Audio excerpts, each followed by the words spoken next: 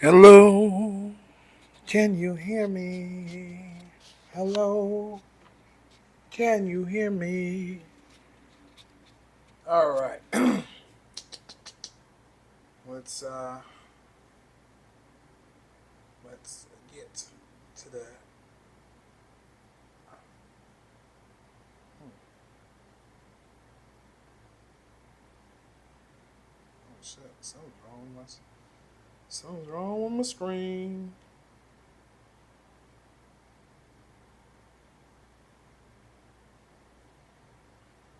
Did not know you could do that. Now I feel like a complete idiot. I don't read much when I'm doing stuff. Oh, let's go here. Let's go here. Boom. All right. So, have a question for anybody that tunes in, that's tuned out, that's not tuned in, but will tune in, but will read this, will watch this, will hear this on your internet service provider or your direct service provider. So that would be your DSP, YouTube, Spotify, anything. YouTube's the biggest DSP though. Yeah, I'm watching anime too. Are you voting? If so, are you voting for Trump? Are you voting for Kamala? Are you voting bipartisan? Or in the middle, I guess. Or are you not voting at all? And if so, comment below. Tell me why you're not, why you are, and who you are voting for. Or you don't have to actually say who you are, but why you're voting for the specific party. Comment below. Like, comment, and subscribe. Please like, comment, and subscribe. Thank you for the people that have subscribed to my channel. You are wonderful people. You are awesome people. I love you all. Thank you. Any comment, negative, bad, you just call me a fat piece of whatever.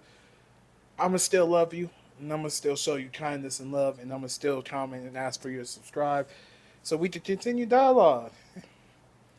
It's not gonna hurt my feelings. We should just continue to have a conversation. Everybody should just talk instead of react. So, if you like me, love me, hate me, like, comment, subscribe. Like, comment, and subscribe. Thank you all for being wonderful people. That's from the bottom of my heart. Thank you all. All right.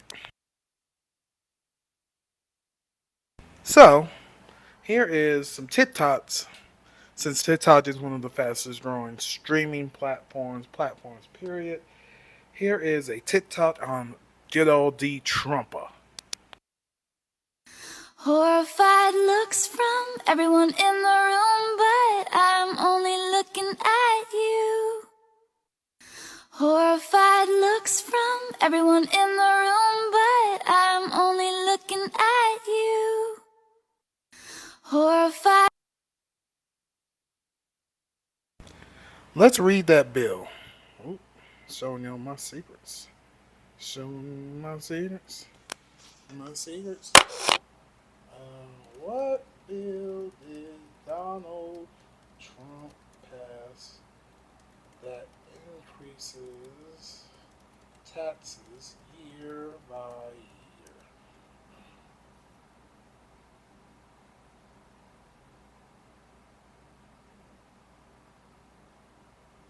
Oh, yeah, man. Expires in 2025. The 2017 Trump tax law that was skewed to the rich, expensive, and failed to deliver on its promises. A 2025 course correction is needed. A high stakes tax policy debate will accelerate this year through 2025 with a pending expiration of the individual income and estate tax provisions of the 2017 Trump tax law. Policymakers should use this opportunity to work toward a tax code more progressive and equitable and supports investments that make the economy work for everyone. As this debut unfolds, policymakers and public should understand that the 20 was skewed to the rich. Households with incomes in the top 1% will receive an average cut of more than $60,000 in 2025, compared to an average cut of less than $500 for households in the bottom 60%. According to the tax policy or tax center policy center, as a share of after tax income, tax cuts at the top for both households at 1% and the top 5% or more than triple total the value of the tax cuts received for people with incomes of the bottom 60%. Was expensive and eroded the U.S. revenue base. The Congressional Budget Office (CBO) estimated in 2018 that the 2017 tax law would cost 1.9 trillion over 10 years. And recent estimates show that making the law's temporary individual income and estate tax cuts permanent would cost another roughly 400 billion a year beginning in 2027. Together with the 2001-2003 tax cuts enacted under President Bush, most of which were made permanent in 2012, the law has severely eroded our country's revenue base. Revenue as a share of GDP has fallen from about 19.5% in the years immediately preceding the Bush tax cuts to just 16.3% in the years immediately following Trump tax cuts, with revenues expected to rise to an annual average of 16.9% of GDP in 2018 between 2026, excluding pandemic years. According to the CBO, this is simply not enough revenue given the nation's investment needs and our commitments to Social Security and health coverage. Okay, yeah, he's failed to deliver promised economic benefits. The Trump administration officials claimed that their centerpiece corporate tax rate cut would very conservatively lead to 4,000 boost in household income. New research shows that workers who earn less than about 114,000 on average in 2016 saw no change in earnings. From the corporate rate tax cut, while top executive salaries increased sharply, seemingly rigorous research concluded that the tax law's 20% pass-through deduction, which skewed in favor of wealthy business owners, has largely failed to trickle down to workers in those companies who aren't owners. Like the Bush tax cuts before the 20 cut was trickle down failure. Policymakers should seize the opportunity in 25 expirations, provide and make a course correction in the nation's revenue policy.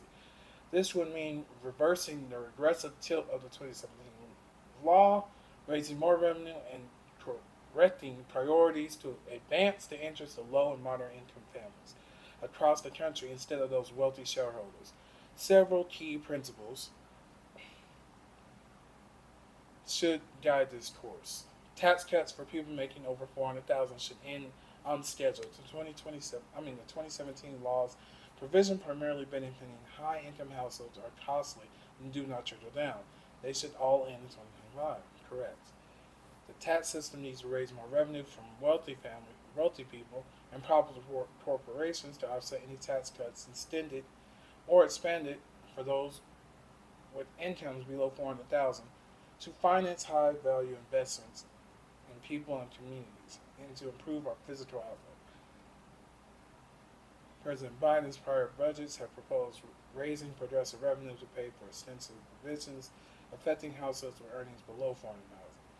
This should include revisiting 2017's law permanent and deeply unpopular corporate tax rate cut, and strengthening the law's international corporate tax provisions, which continue to allow significant foreign profit shifting.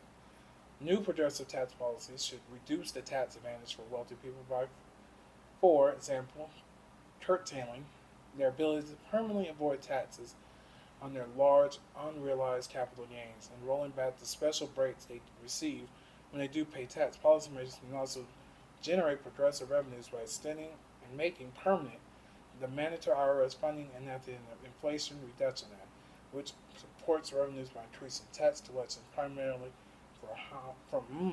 from high-income households. Households with incomes in the top 1% benefit most from the 2017 Trump tax law.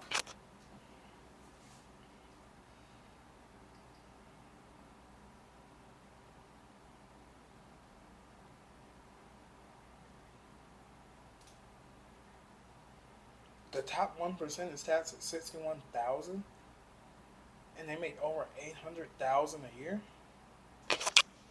Comment below. Do you make over $800,000 a year? And if so, send me some money. Send me some money. 10,000,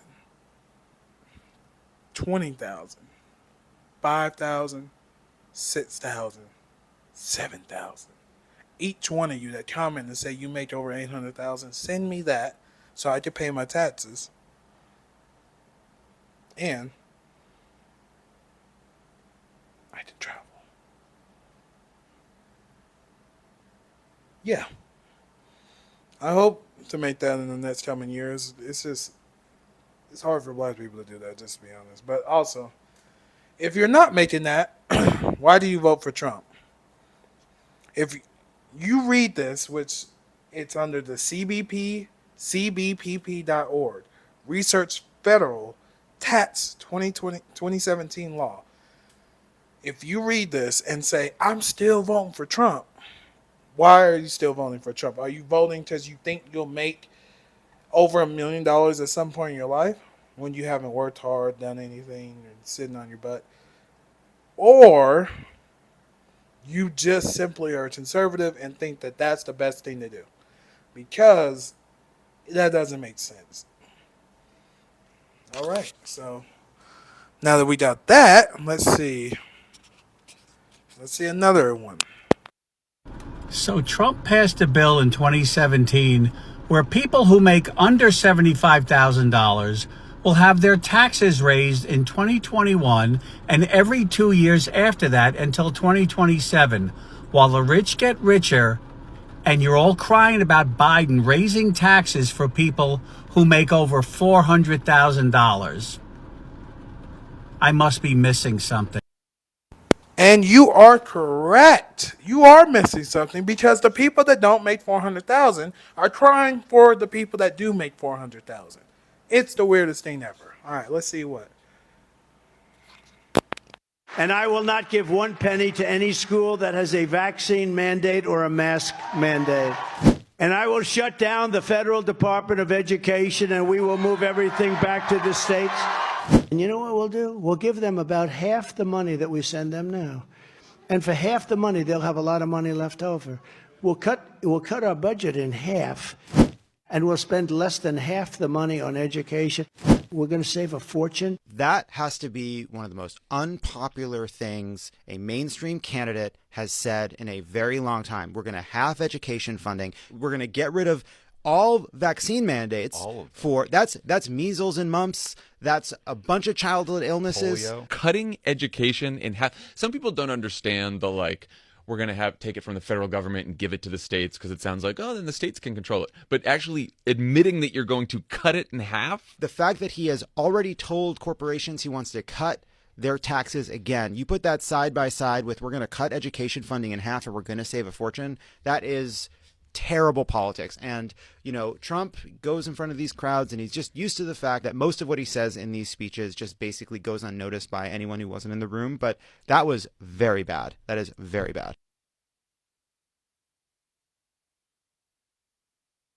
Shout out to Crooked. What was it called? I can't remember. I lost it. Crooked Media. Oh, they have a lot of likes. But, so, if you're voting for Trump, you're voting for cutting federal educational funding.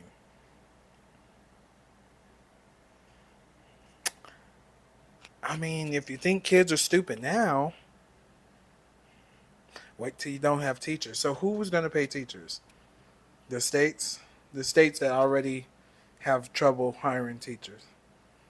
The states and counties that already have trouble hiring teachers. You want communism? You're getting close to it. Socialism, whatever you want to label it. Oligarchies, all of it. You're getting close. You're getting very close. Because he's planning on he's planning on a lot. He's planning on a whole lot. Let's see what else we could look up on Trumpster.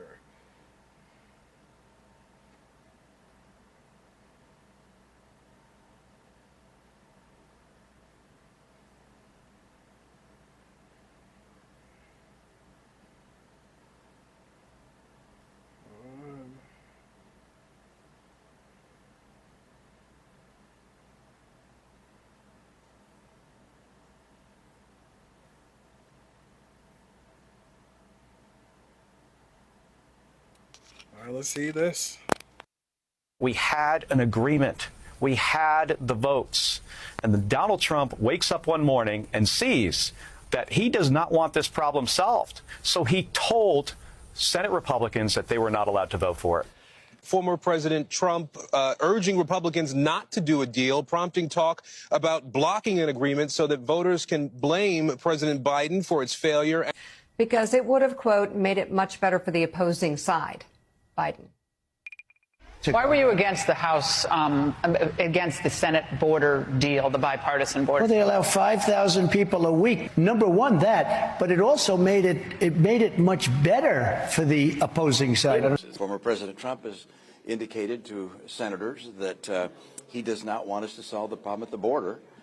He wants to lay the blame for the border at Biden. And she is correct to point out that it was Donald Trump who helped to kill the bipartisan border bill that was before the Congress. And she's right to point out that Donald Trump wanted to kill the bill just so he could have something to campaign on. So some of the most conservative Republicans in Washington, D.C. supported the bill.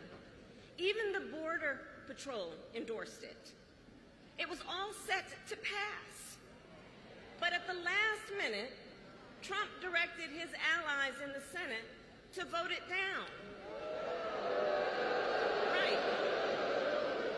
He tanked the bipartisan deal because he thought it would help him win an election. Which goes to show Donald Trump does not care about border security. He only cares about himself. So, do you believe that? Do you believe that Donald Trump would tank a bill that would secure the borders that a lot of Americans, including myself, so you might say I have some conservative values, believe should have more, I would say, security, more processes, due processes, more filtering, more not just allowing random people into a country where then it causes crimes, then it causes this, causes that, causes this, causes that. And then you see people, if you're against people just living off of food stamps and not bettering themselves, but they come into a country illegally and use food stamps, but you don't care. And then they take away from the money that is supposed to be spread into these different agencies to help Americans, then that's fine. But if you do care about, hey, this money should go to Americans first and then to people that need this. So legal visas. If those people, those are Americans, that should go to them. They should have first, and Americans should have top priority, then boom, boom, boom, boom, boom. And then you get to the illegal. But if that's not the case, Donald Trump made this situation worse. If you believe that, comment below. If you don't believe that, comment below. If you think that the Democrats, or if you don't think the Republican would tank something in order to be seen in his favor, you don't have views of a larger picture. You are tunnel vision. Interesting.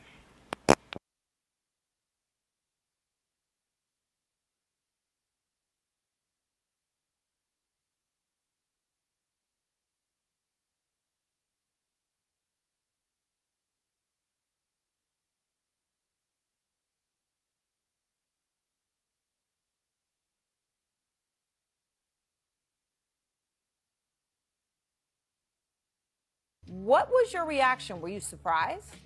Yeah, I was shocked. I didn't anticipate that because I figured if the former president made the effort to come to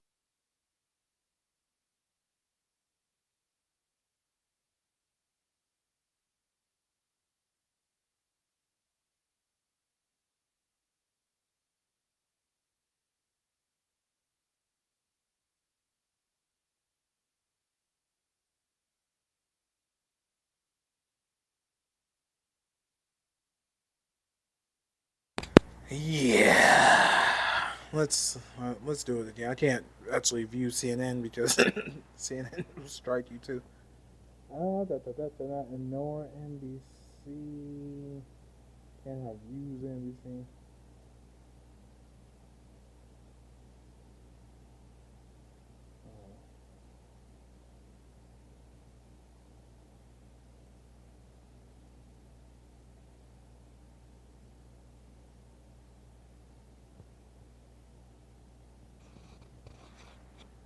All right, let's run this one.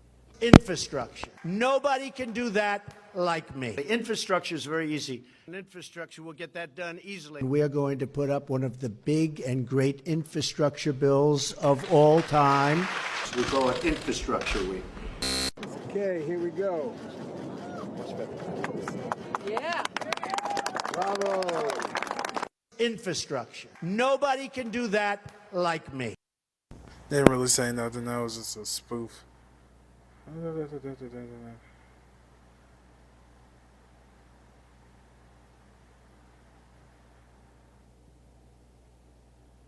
Let's see. I believe he is beatable because remember, what we're not talking about, Anderson, is the things that Joe Biden has done in this administration.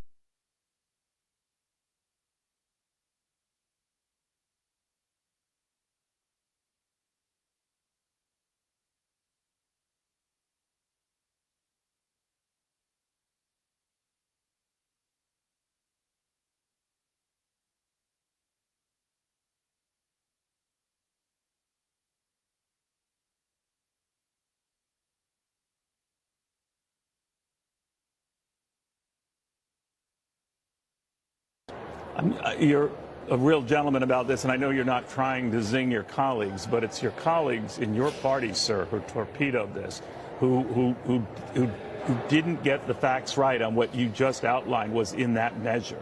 They killed it. Ironically, not Democrats. Right. It was, and it was painful to be able to watch it. It got stirred up in all the presidential politics, and several of my colleagues started looking for ways. After President Trump said, don't fix anything during the presidential election, it's the single biggest issue during the election, don't resolve this, we'll resolve it next year. Quite a few of my colleagues backed up, looked for a reason to be able to shoot against it, and then walked away. I get that. That's a decision everybody makes in it. My issue is if we're pursuing everything, we very often end up with nothing. If we're pursuing someone coming later to fix it, later seems to never come. When we have a moment to fix things, we should fix as many things as we can then come back later and fix the rest. That's on Donald Trump, Senator. That again, he's got an office that he's running for. He's got a campaign that he's running. I'm already in office. I've got a responsibility to be able to carry on this. I think everybody cares about the future of the country. Again, tell me why you're voting for Trump. I'm not judging you. I'm just trying to pull as much fat together as I possibly can. Decipher what's what. Reading is fundamental. He crushed a bill. Actually, let's read. Because people will say that, oh, you're being... All right. Let's read.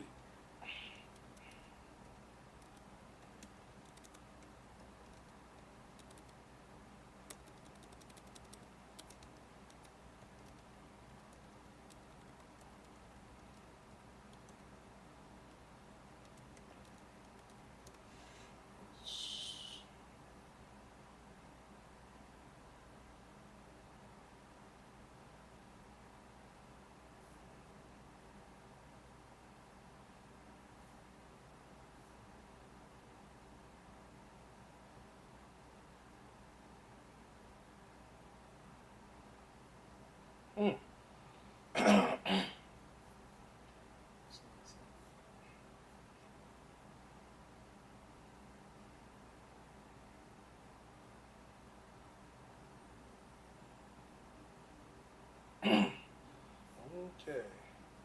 Washington. The U.S. Senate Democrats are pushing for a second attempt to pass a bipartisan border security bill that failed in February after Republicans walked away from the very deal that they helped craft, and it's likely to fail again when the Senate votes on the legislation Thursday. It already failed. So why are we bringing this bill up the second time? Said Senator Chris Murphy D. Kahn, who was one of the three negotiators of the measure. The answer is simple. The Democrats are about border security. The expected vote comes as immigration has continued to rise as a top concern for voters in the polls, as the presumptive GOP presidential nominee Donald J. Trump has centered his re-election campaign on the issue, promising to reinstate his previous policies and carry out mass deportations. Even though Barack Obama had more deportations than Trump, and I think Joe Biden might have more deportations than Trump. Who knows? But definitely Barack Obama was with that. Trump is not as much as with that. So if you vote for Trump, you're not going to vote for your agenda of, hey, I want these illegal people out of here. They're not doing nothing. They're doing this, doing that, doing that. They're stealing. They taking gig work. White people do gig work. Jewish people, everybody does gig work on the side, and they're doing that and running it into the ground. So I don't even know how DoorDash, Uber Eats, Grubhub, Uber, all of them have not band together and actually did more verification. So that shows that private corporations also don't care about illegal immigration. And when they have riders victimize their customers, or they have drivers victimize their customers, drivers steal, drivers hurt, drivers use that business to facilitate crimes. Private corporations are to blame just as much as any GOP or any party. So, yeah. The expected vote as immigration has continued. President Joe Biden called the Republican leaders in both chambers Monday night to advocate for them to vote for passing the bill. That, among various things, would give Biden the executive authority to close the southern border when it's overwhelmed. It's been overwhelmed. They should. I don't even know why someone has to vote on this. It should be the people saying, "Hey, we're overwhelmed. Shut this down." That's how you know we gave up our power. Mr. President, you caused this problem. Senate Minority Leader Mitch McConnell of Kentucky said he told Biden in their phone call. McConnell said that he pushed for Biden to reinstate Trump-era policies such as completion of the border wall and the so-called Remain in Mexico policy, which would require asylum seekers to stay in Mexico while waiting for their cases. The president needs to step up to it, do everything he can to do on his own, because legislation obviously is not going to clear this year, McConnell said.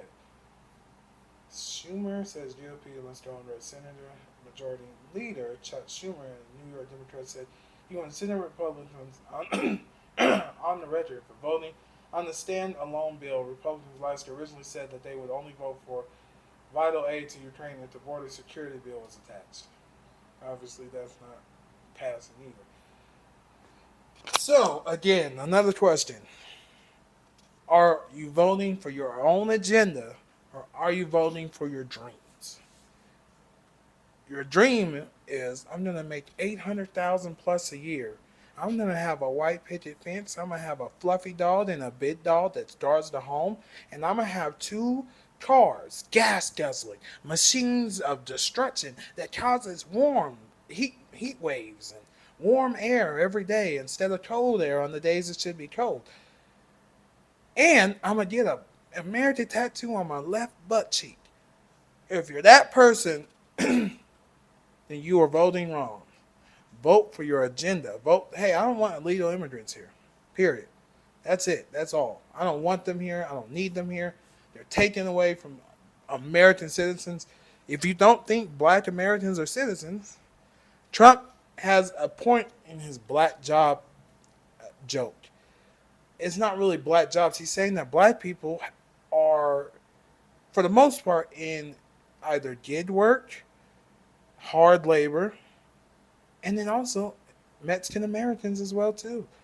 So they're taking away those jobs and doing piss poor at them, because my DoorDash driver definitely left my shit at the wrong house. And they took my food. And run by wrong house, I mean, he was across the street and just left it. Adios. I was like, what? All right, anyways. And so America's never been tough on immigration. America's never been tough on border control. Are they finally going to get it right? God, no. Because they want to get rid of those class of workers, which are black, so that they don't complain about wages, livable wages, lifestyle, work-life balance, because they know that the illegals will work till they drop dead, and niggas will just complain. That's why they don't care, really. Kamala Harris doesn't care either. The immigration stuff she talks about is funny. She does not care. Donald Trump does not care, because if he did care, he could have actually won in a landslide if he was like, yo, I'm the one that protected these borders. I'm the one that made that happen. But instead, he killed it. So he could be petty. And so he could be like, I'm going to do it. I'm going to be the one to do it. So, going back to my question, are you voting your agenda or are you voting your dreams?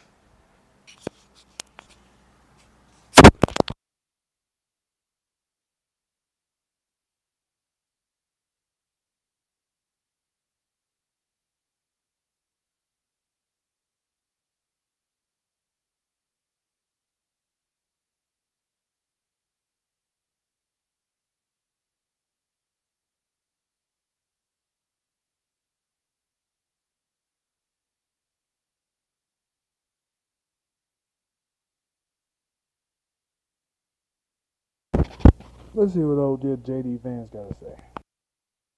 And then after this political dump, we going straight to nigga shit. The second answer is because I had a mammal who was tough as nails, and she kept me on the right path. Now,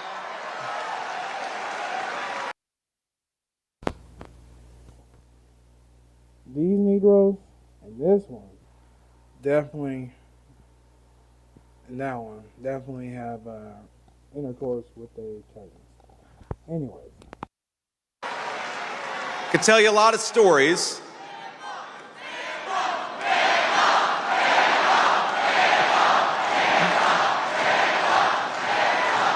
I tell you a lot of stories.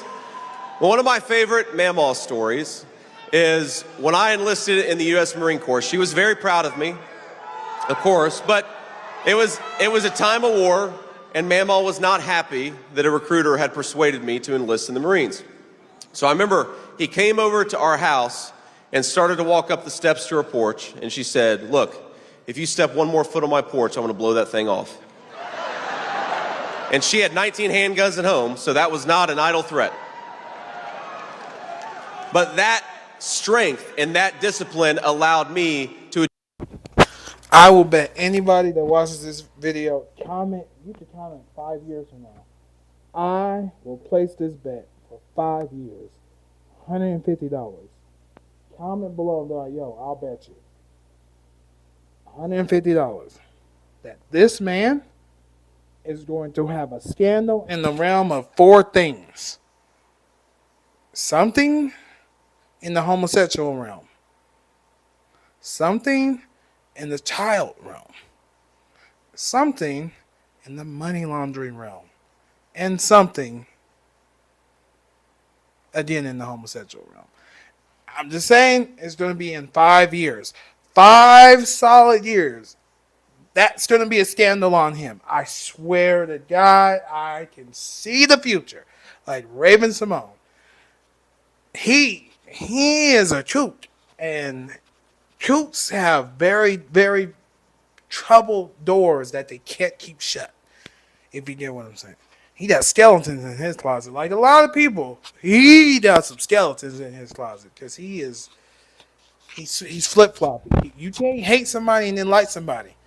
You have to be like, yo, I hate that motherfucker, but I respect them, or I hate that motherfucker, and that's just what it is.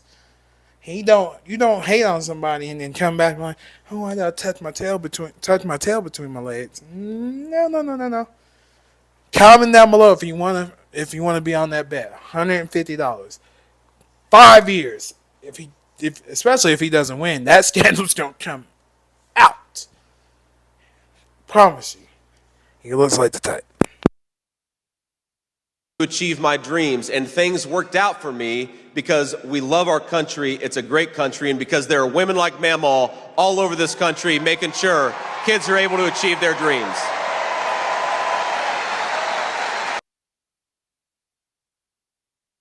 All right, I can't watch no more.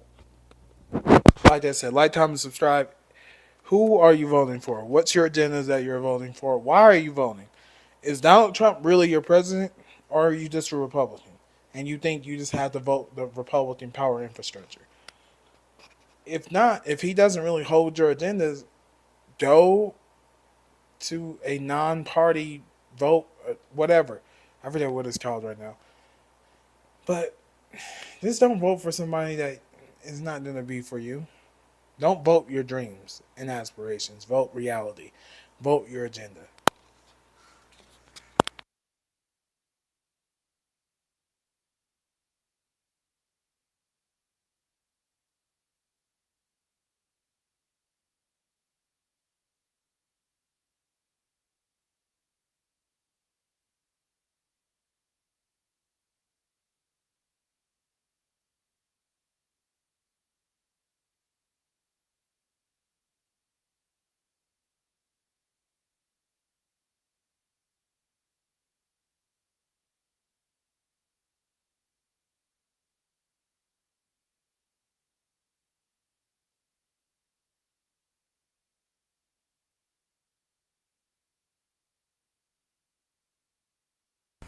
So let's tap in with designer to look at him. Look at the thumbnail that they have of this man. Through trying moments and victories, you show up.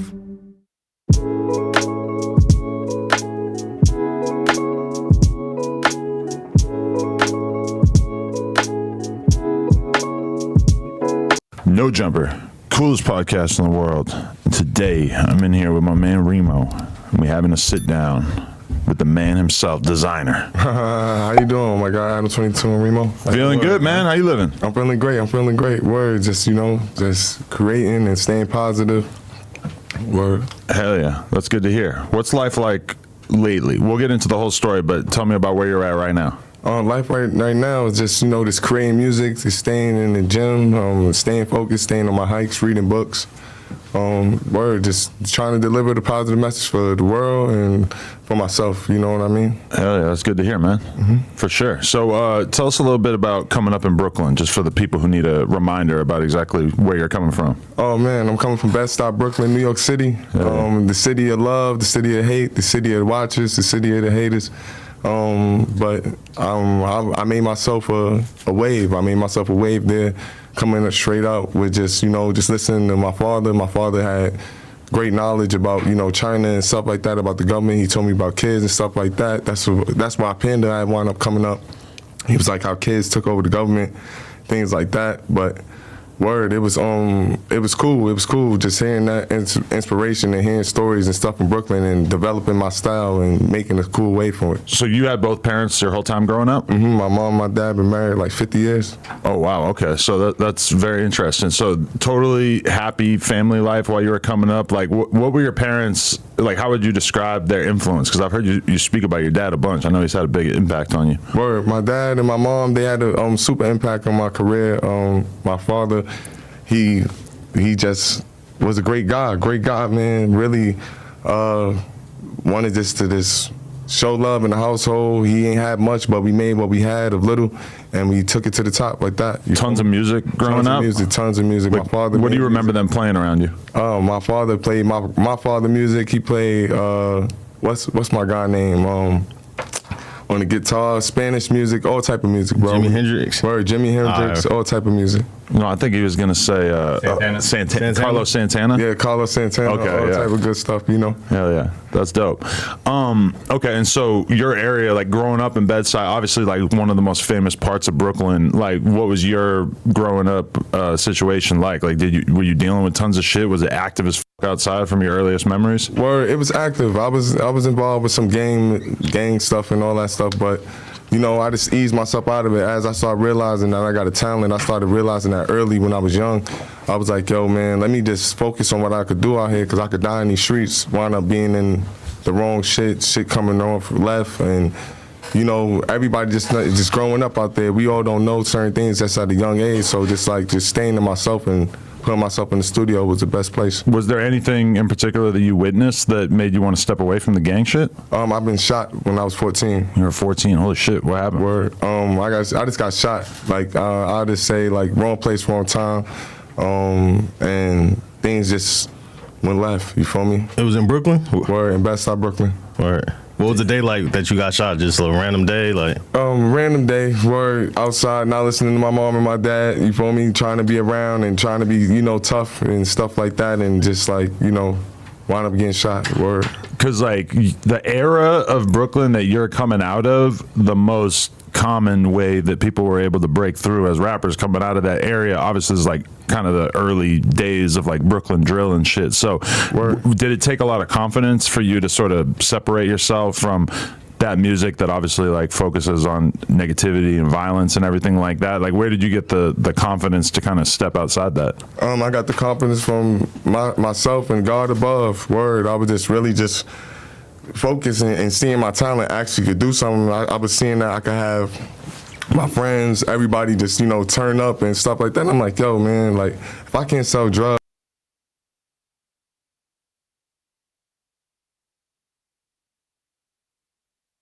Why are you not investing in tax liens? No, seriously. Why are you not investing into one of the... What have you been doing life-wise since then? Just been staying focused, bro. After everything happened, just...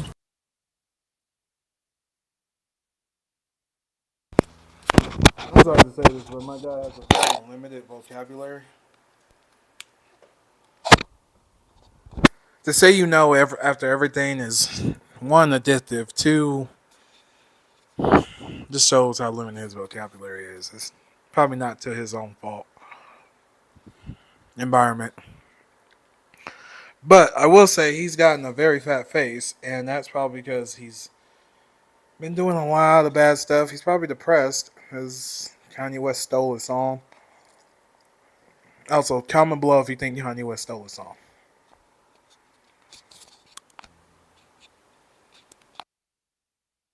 Really just finding love, bro. Finding somebody I could really just be a companion with and putting it together and have some great conversations and flow again. Oh, when did that happen? It happened after the incident. Yeah. The great incident. So, okay, you're flying back from Tokyo. What were you doing in Tokyo?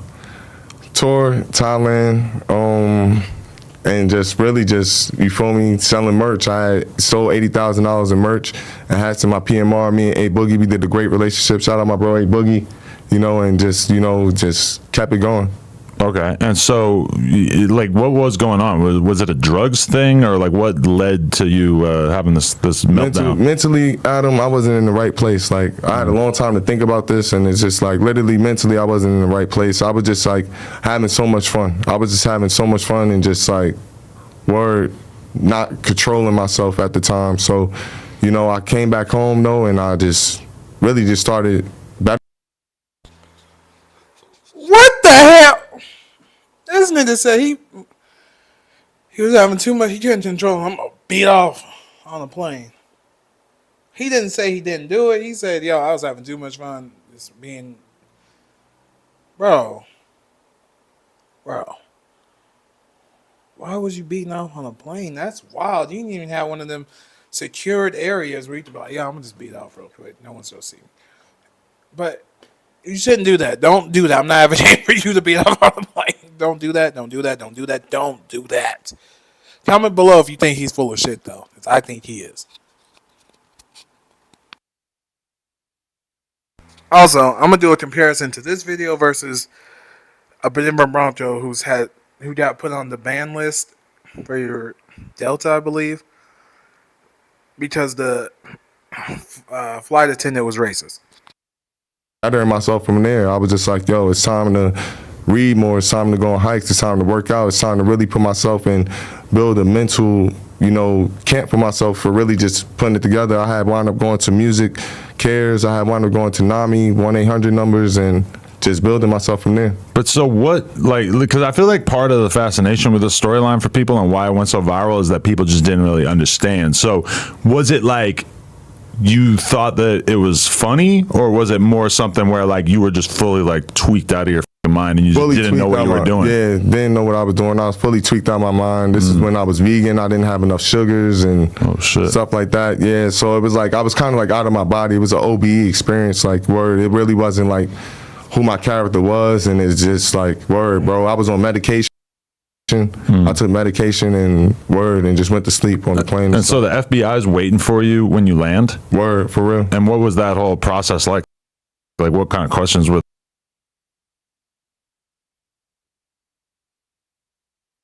He was vegan. He was eating sugar. I wonder how the FBI was like. I wonder what the FBI agents was saying when he said, "Yo, I'm vegan. I have to beat off because I need to get sugars back in my body, so I'm gonna beat off and eat my cum." My bad. That's crazy. My bad. Pause.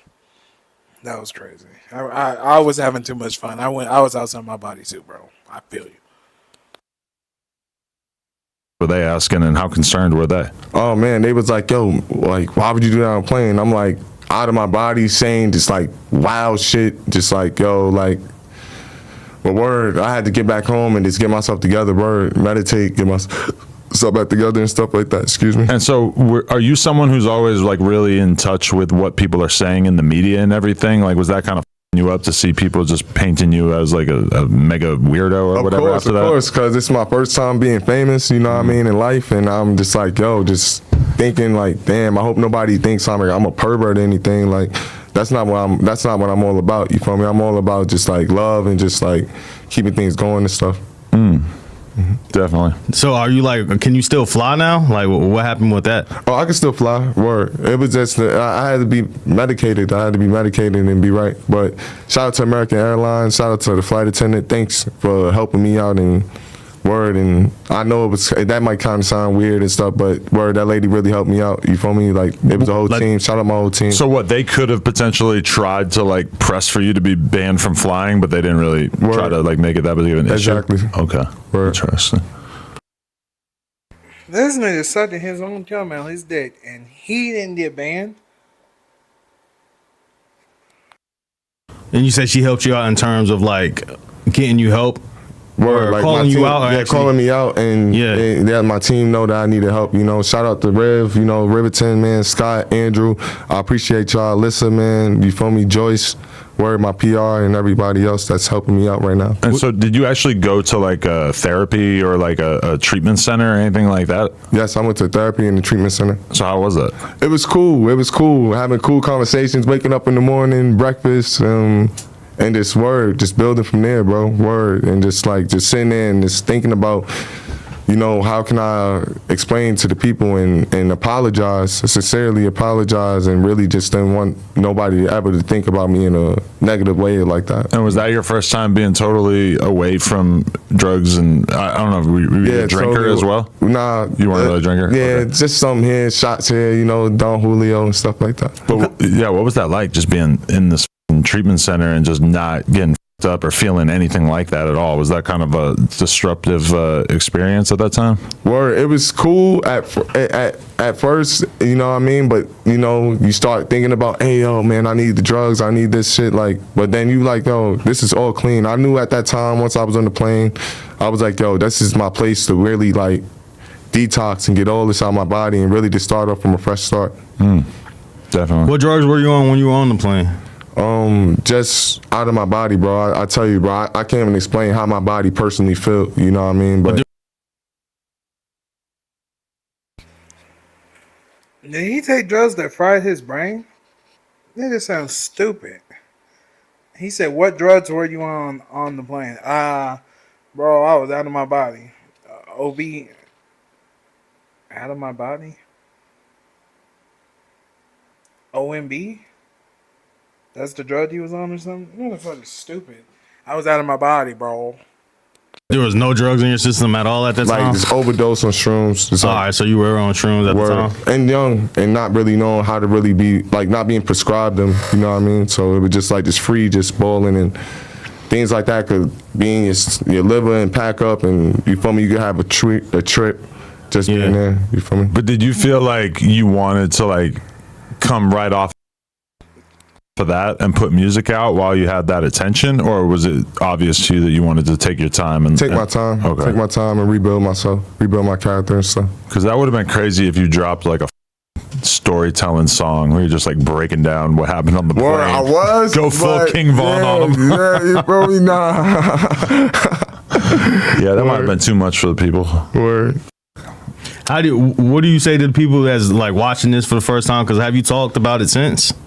Nah, I haven't talked about it since. It's my first one. Oh yeah, so I had to make sure I had to be here with Adam. Oh, I didn't know that. That's crazy. That's super dope. So what do you say to the people that's watching this right now? That's like, this is the first time hearing from you since the incident, and they just want to know what I'm saying? Like, this is the first time y'all hearing from me. I would say this is, don't judge me from what's you heard in the past. It's, I'm moving forward. I'm moving focused. I got, Free World merch. I got mental that's your awareness stuff. merch. Okay. Word. So it's just like, just being mentally aware and being focused and being able to just show my growth of character from here. So you're 100% sober now? 100% sober. What's that like? Life as a sober man versus a guy who's... It's pretty cool. It's pretty cool. Being in the studio, creating with a sober mind. It's like, more reading books, more just, just going back to being Sydney, and just wanting to be focused and just, still be student in the game, but extra like cautious and like I'm saying, it's free world, but you could be charged with something. He's... bro. That shit's crazy.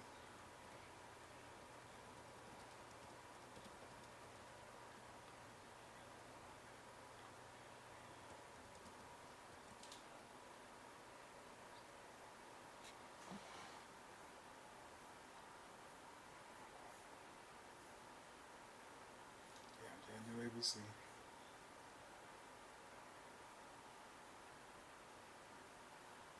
Step into Wix Studio, the platform for agencies and enterprises, and turn website layouts. Former UGA running back and Pro Football Hall of Famer Terrell Davis says he was wrongfully removed from a United Airlines flight over the weekend. Davis says he tapped a flight attendant's arm to ask for a cup of ice. Then the flight attendant, he says, then shouted, "Don't hit me," in response. After the plane landed, Davis says he was taken off the plane in handcuffs by the FBI. The 51-year-old former Denver Broncos running back says that the incident has left him feeling humiliated, embarrassed, powerless, and angry.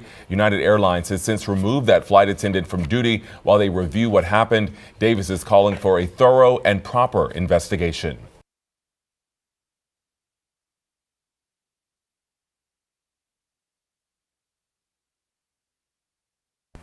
That happens to that black man, but the black man that jats off on the plane, it's so wild. And I'm not saying for a designer to get banned. I'm just like, they didn't do nothing for that. But banned and cuffed him and then took the ban off from Terrell Davis. Shout out to Terrell Davis. Sorry that happened to you, brother. Like, dog.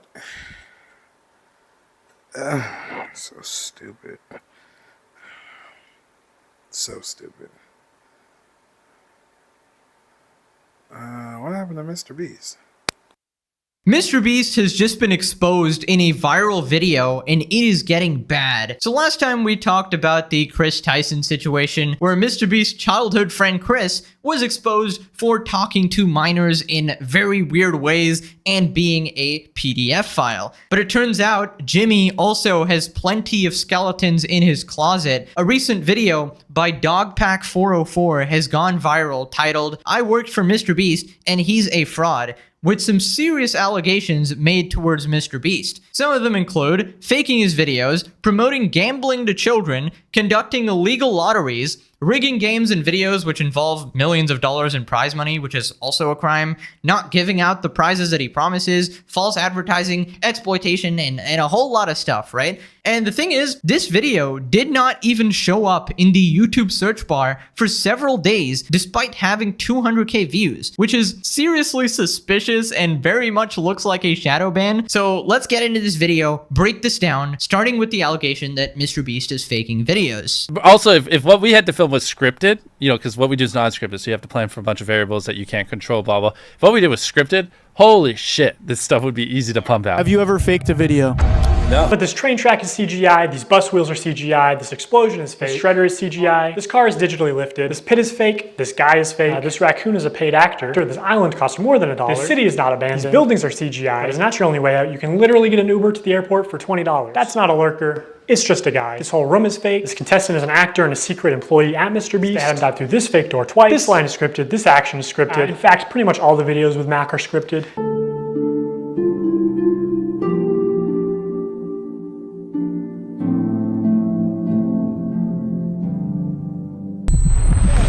You did it! Yeah! What we did was scripted. Holy shit, this stuff would be easy to pump out. Okay, so that was a really quick montage of stuff that Mr. Beast has faked, and I think it's pretty obvious to most adults watching that Mr. Beast is faking his videos, and he clearly lies about it.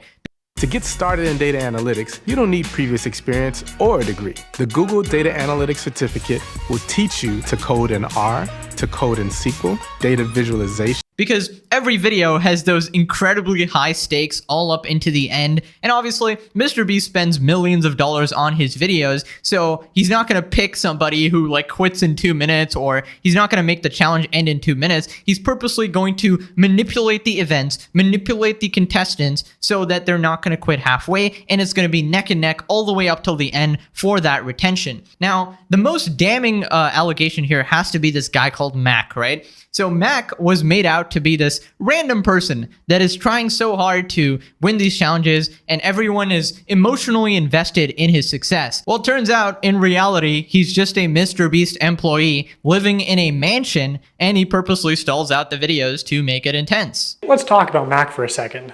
We will die. Do you understand that? I found public records showing that Mac moved from California to Greenville, North Carolina, where Jimmy is located, back in August 2023, 2 months before he appeared as a contestant. According to a former Mr. Beast employee, this is around the time when Mac started working full-time on the editing team at Mr. Beast. Also, he didn't just move into any old house, he moved into a $1 million mansion. His 6,000 square foot $1 million mansion comes with a movie theater and 7 bathrooms. What are you gonna spend the $800,000 on? I mean, my life's changed now. Yeah, I'm sure that $800,000 is really gonna change your life. Mac, this is a nice car. Tell me, where are we right now? We're in the place that we drove to a few minutes ago. Mac, let's cut the shit here. What have you been doing for like the last year? A lot of family stuff. What kind of family stuff? Just like, you know, playing catch with my dad, you know. For a year? How do you make money? Okay, so this is pretty much confirmed that Mac is an employee, meaning if he wins or loses a challenge is pre-planned out by Mr. Beast. And Mr. Beast is artificially introducing these stakes in the video, and you might be saying, oh well, he's doing it for entertainment, to entertain the viewer, who actually cares? Well, then you shouldn't be saying that your videos aren't fake because you're lying to your audience. And this leads to several other ethical issues, because when you introduce contestants that you aren't paying, right? And you get together sort of random people or YouTubers who are not part of your bullshit pre-decided scheme, then they are actually getting tricked because they're going into these challenges thinking they can actually win $1 million, but they can't because you're controlling everything behind the scenes, and the odds are not fair and are heavily stacked in the favor of one of your friends or one of your employees and shit like that. And yeah, that's obviously messed up. Now, Dogpack goes on to show Mr. Beast even fakes his own challenges, like, you know, being stranded at sea. During this time lapse on the 4th day of 7 days stranded at sea, you can clearly see there's no one in the shelter. These are their empty beds. But after a hard cut, magically 5 people are awake, and 2 of the boys have bright yellow raincoats that they didn't have when it rained on day 2. And after standing the whole night, completely soaked. You didn't spend the night soaked, Jimmy. You slept on the production yacht. It's ironic because this is one of the videos where they claim that they don't fake things. But no, we have to be the real channel that doesn't fake things. In this video, this wink was added in post. In fact, 58 was actually on the far opposite side of the room from 42, and he just didn't hear him. This whole revenge storyline was added in post. Multiple shots show how timers are edited in post. Timers are edited in post. Timers are edited in post. They also manipulated contestants' audio in post. We got 15 minutes. In general, if anything happens last second, it's fake. Or if you can hear someone's voice but can't see their mouth, the audio could easily be added in post. I literally think I'm gonna kill. Okay, so this is pretty good evidence that he's found, and honestly, I'm okay with the CGI and stuff. I understand you need that for visuals, but making people say things that they didn't say, that is just completely fake. And, you know, editing timers and stuff, I mean, you can do that or whatever if it's a TV show and stuff, but don't say it's real then. And faking your own challenges is obviously just pathetic because, you know, when Mr. Beast would supposedly spend 24 hours or 72 hours buried underground or whatever,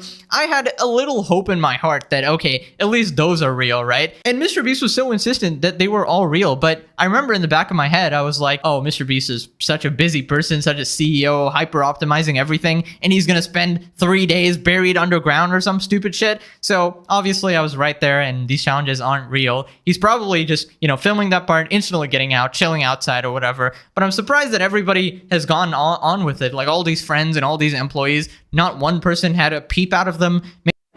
And we're back in third quarter planning. Adams is quarterbacking this project, and maybe he's making them sign ND.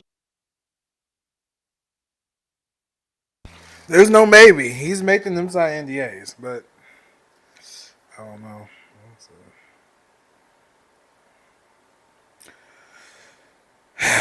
Castanet's about to have another issue, and it's not that it just be his photographer, videographer, and person that helped him start up.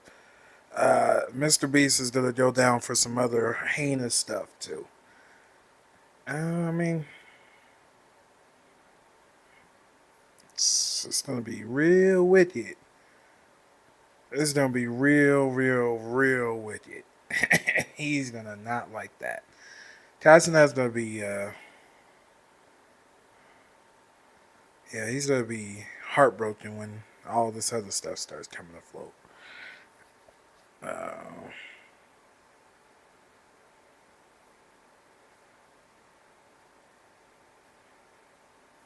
Okay, another white man trying to.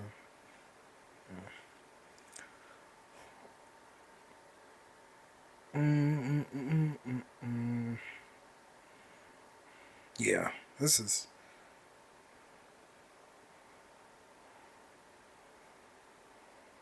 Let's see. The main issue, sir. 1 second. You just did it. You just did it again. Why do you insist on questioning her racial identity? I want you to answer my question. George, now that you're done yelling at me, let me answer. George Slopinopoulos blows up on Byron Donalds over Kamala Harris's racial identity. So in this video, we're gonna break it all down.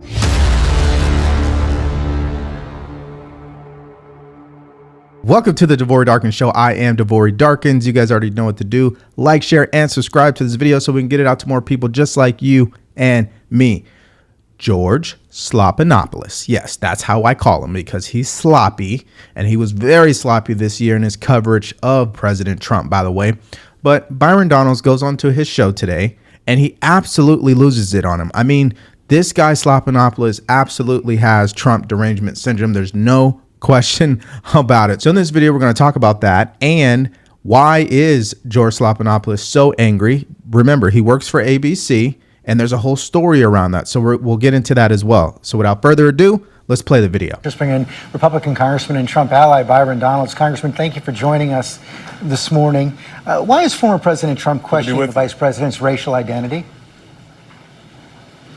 Well, first, George, in Chicago, he was responding to a question from, I believe, Rachel Scott. Like, this is really a phony controversy. I don't really care. Most people don't. But if we're going to be accurate, when Kamala Harris went into the United States Senate, it was AP that said she was the first Indian American United States Senator. It was actually played up a lot when she came into the Senate. Now she's running nationally. Obviously, the campaign has shifted. They're talking much more about her father's heritage and her black identity. It doesn't really matter. The president mentioned it. What he also talks about far more frequently is the fact that Kamala Harris is the person who created this massive inflation, which is destroying black families, white families, Hispanic families. It's her failure as.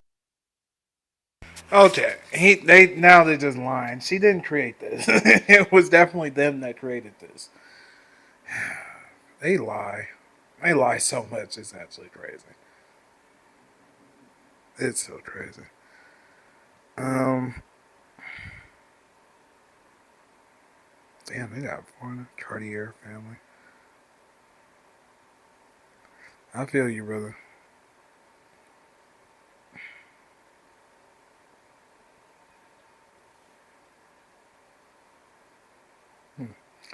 Well, like I said, who are you voting for? You can answer if it's for your party or if it's for. You can say Donald Trump or Kamala. Why are you voting? Are you voting for your agenda or are you voting for your dreams? Let me know. Thank you for viewing. Thank you for subscribing. Thank you for just, passing by my content. I'm starting this thing from scratch, slowly building and getting into a groove. If you have advice, if you have any type of discourse or anything you want to get at me with, comment below. We can have healthy dialogue. Like, comment, subscribe. Thank you for tuning in. Y'all have a blessed and wonderful day.